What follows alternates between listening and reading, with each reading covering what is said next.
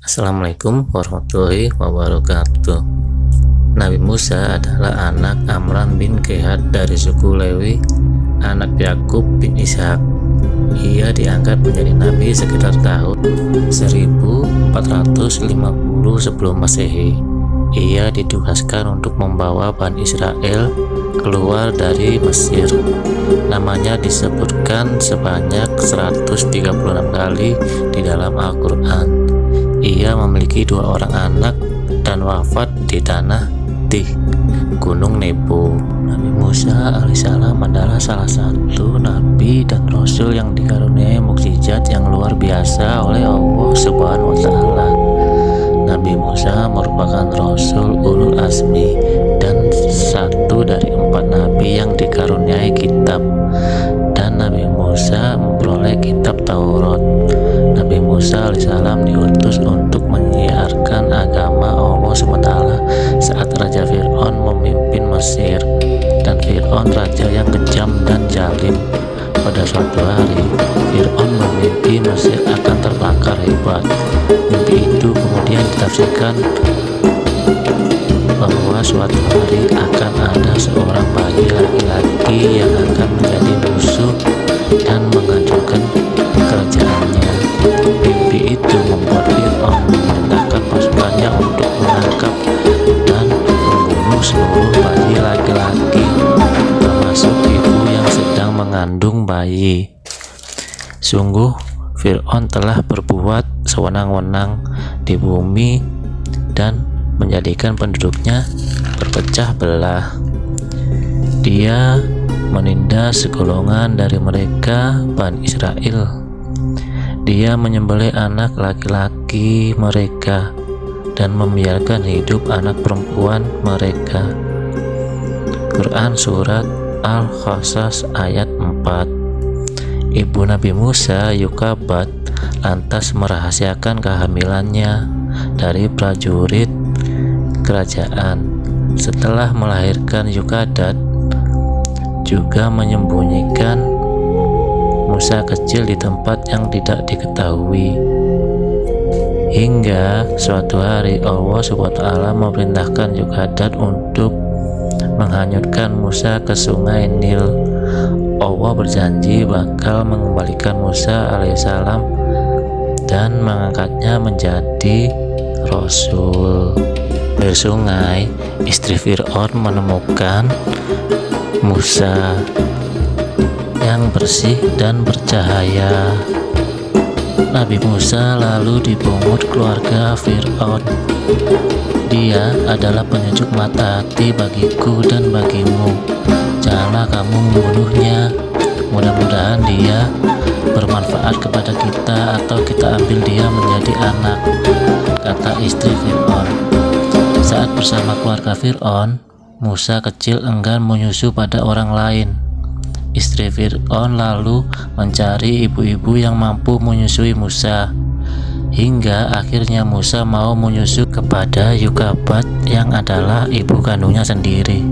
Nabi Musa alaihissalam tumbuh sebagai sosok yang cerdas dan akal yang sempurna, dan juga rupawan. Nabi Musa dewasa pergi meninggalkan Mesir menuju Madian. Di sana beliau bertemu dengan Nabi Syuaib alaihissalam dan menikah dengan salah satu anaknya.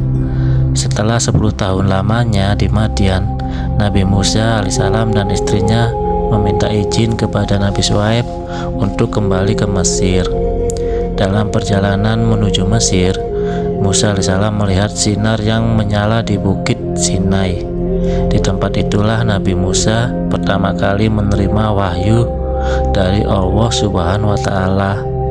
Wahai Musa, sungguh aku adalah Allah, Tuhan seluruh alam, kata Allah sesuai surat Al-Qasas ayat 30. Allah Subhanahu wa Ta'ala juga menunjukkan Musa pada mukjizatnya yang dapat mengubah tongkat menjadi ular serta dada yang bercahaya. Masuklah tanganmu ke leher bajumu, dia akan keluar putih bercahaya tanpa cacat, dan dekaplah kedua tanganmu ke dadamu, apabila ketakutan, itulah dia mukjizat dari Tuhanmu yang akan engkau pertunjukkan kepada Fir'aun dan para pembesarnya. Demikian tertulis dalam surat Al-Qasas ayat 32. Nabi Musa alaihissalam juga mendapatkan tugas untuk memberikan peringatan kepada Fir'aun dan pengikutnya. Nabi Musa lalu meminta Allah SWT untuk mengizinkan Harun saudaranya untuk menemaninya berdakwah karena memiliki tutur kata yang baik. Atas izin Allah, Nabi Musa bertemu dengan Harun yang juga diangkat menjadi nabi. Nabi Musa dan Nabi Harun mulai memberi peringatan pada Fir'aun beserta pengikutnya.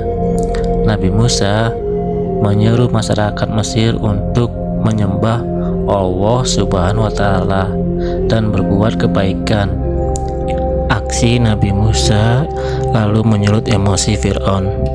Namun tak ada yang percaya pada Nabi Musa dan mukjizatnya sebagai tanda kekuasaan Allah. Pengikut Fir'aun menyebut Musa alaihissalam hanyalah permainan sihir belaka. Ini hanyalah sihir yang dibuat-buat, dan kami tidak pernah mendengar seperti ini pada nenek moyang kami terdahulu, kata orang-orang kafir. Fir'aun lalu menantang Musa dan Harun melawan ahli-ahli sihir dari kerajaannya. Saat semua ahli sihir berkumpul, Nabi Musa meminta mereka untuk mengeluarkan semua keahlian yang dimilikinya. Mereka memakan tongkat yang berubah menjadi ular. Nabi Musa lalu melemparkan tongkat yang dimilikinya.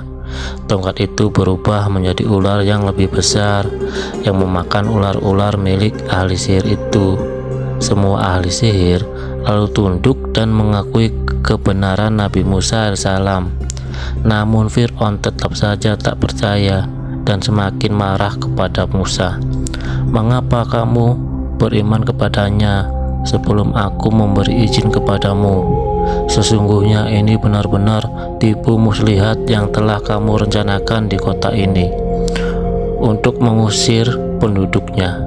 Kelak kamu akan mengetahui akibat perbuatanmu ini.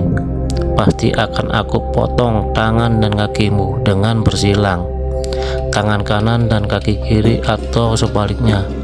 Kemudian aku akan menyalib kamu semua, kata Fir'aun. Yang sesuai surat Al-Kahfi. Melihat perkembangan pengikut Musa yang menjadi semakin berkembang, Fir'aun menjadi bertambah bengis. Dia kerap berlaku kejam dan bengis kepada mereka. Hal ini menimbulkan ajab Allah dengan menurunkan kemarau panjang di Mesir hingga terjadinya gagal panen. Kemudian disusul dengan badai besar yang meluluhkan rumah-rumah para pengikut Fir'aun. Jutaan belalang tiba-tiba menyerbu dan menghabisi semua tanaman yang ada di Mesir, menimbulkan bencana kelaparan besar bagi rakyat Fir'aun. Dan yang terakhir, tiba-tiba air di negeri yang sebelumnya makmur itu tiba-tiba menjadi warna darah yang pekat, menimbulkan penyakit yang tak diketahui bagaimana mengobatinya. Banyak yang menjadi korban meninggal akibat bencana ini. Bahkan anak-anak Fir'aun tak bisa lolos dari bencana ini. Mereka meninggal akibat bencana yang datang beruntun ini. Dalam keadaan demikian, mereka mendatangi Nabi Musa agar berdoa kepada Tuhan untuk mencabut azab itu. Nabi Musa mau berdoa setelah Fir'aun berjanji akan membiarkan kaum Bani Israel pergi dari Mesir bersama Musa. Namun setelah azab itu berhenti dan keadaan menjadi normal, Fir'aun mengingkari janjinya. Fir'aun tetap saja berlaku bengis dan kejam terhadap kaum Bani Israel. Dalam keadaan demikian, datanglah wahyu dari Allah agar Musa mengajak kaumnya pergi meninggalkan Mesir. Mereka berangkat secara diam-diam di malam hari, takut ketahuan Fir'aun. Namun akhirnya Fir'aun mengetahuinya juga. Ia dan bala tentaranya segera menyusul rombongan Nabi Musa, memburu mereka dengan maksud menghancurkan mereka semua. Di tepi laut merah, mereka tak dapat melanjutkan perjalanan karena terharang laut.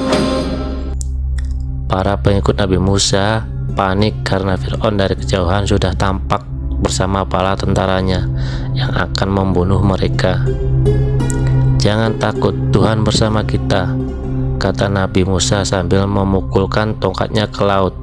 Seketika laut itu terbelah. Para pengikut Nabi Musa segera berjalan di tengah-tengah laut yang terbelah itu. Setelah mereka sampai di daratan seberang, Fir'aun tiba dan menyusul mereka melalui jalan di laut yang terbelah. Namun ketika Fir'aun dan para pengikutnya sampai di pertengahan, mendadak laut terbelah itu mengatup kembali. Tenggelamlah Fir'aun dan para pengikutnya. Semua binasa tanpa tersisa. Sesudah selamat dari kejaran Fir'aun, Musa